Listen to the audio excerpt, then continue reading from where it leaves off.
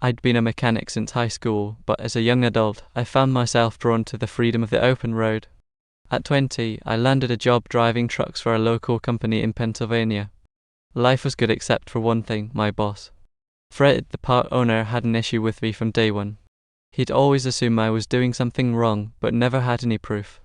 Our interactions were brief and tense, like two men circling each other, waiting for a fight to break out. The company's delivery trucks were rated Class 3, which meant they didn't need a commercial driver's license, or at least, not until the state changed its rules.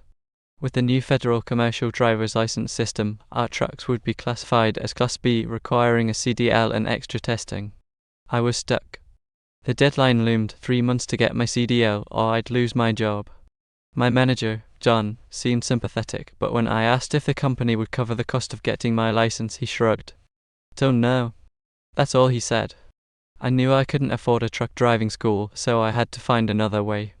I discovered that if I drove the same truck for 3 years and got an affidavit from the owner, I could skip the driving test and get my permit. But I'd have to keep it quiet from Fred, who might not be willing to sign. I navigated a bureaucratic nightmare, dodging closed testing sites and jam-packed lines at the DMV. Finally, on Thursday afternoon, I got a call with a spot reserved for me at a temporary testing site an hour and a half away. I floored it, breaking a few rules along the way, but made it just in time. The tests were grueling: general trucking, air brakes, and endorsements like hazmat and tanker. I passed all of them, including one with a perfect score of 90. My lowest mark was an 87.